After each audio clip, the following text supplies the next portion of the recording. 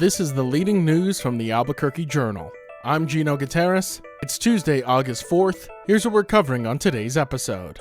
Jury selection is underway in the federal public corruption trial of former New Mexico House Majority Leader Cheryl Williams Stapleton. The process began on Monday in Albuquerque, where prospective jurors were questioned about what they already knew about the high-profile case, which has received extensive media coverage since Stapleton resigned from the state legislature in 2021. Stapleton, who represented an Albuquerque district from 1994 until her resignation, and co-defendant Joseph Johnson, pled not guilty to all 37 federal charges, including bribery, mail fraud, money laundering, and conspiracy. Federal prosecutors alleged Stapleton used her leadership role in Albuquerque Public Schools' Career and Technical Education program to steer contracts to Johnson's company, Robotics Management Learning Systems. They claim more than $1.1 million from the company was funneled into accounts Stapleton controlled between 2013 and 2020. Because of the case's publicity, the defense requested a larger jury pool. U.S. District Judge James Browning expects jury selection to continue before opening statements, with the trial expected to last about 2 weeks.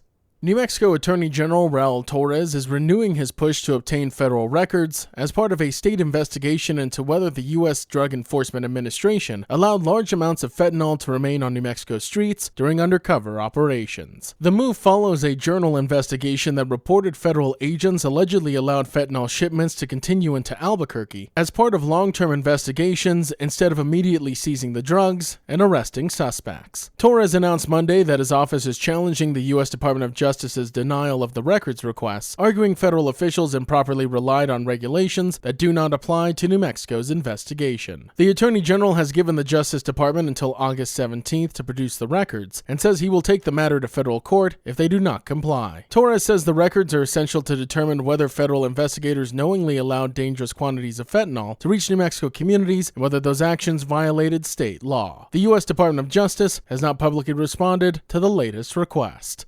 Santa Fe and Los Alamos public schools are delaying the use of the state-required AI reading assessment program Amira over concerns about student privacy and how children's voice recordings may be used. The software listens to students read aloud and assesses literacy and screens for dyslexia, but some parents worry the recordings could be stored and used to train artificial intelligence systems without their knowledge. Both districts say they'll wait for additional guidance from the New Mexico Public Education Department before implementing the program. In the meantime, Santa Fe plans to use the iReady assessment if needed, while Los Alamos will administer the teacher-led Dibbles reading test. The Public Education Department says updated guidance on Amira, including information on student privacy and assessment options, is coming soon. Meanwhile, Albuquerque Public Schools will continue using the program, saying it's following state requirements and has seen improvements in reading scores since adopting the program. Amira is mandatory for reading assessments in kindergarten through second grade statewide, though lawmakers and education officials have acknowledged the rollout has raised concerns about AI oversight and student data privacy. Parents are now urging the state to provide clearer safeguards and an option to opt out of the AI-based assessment.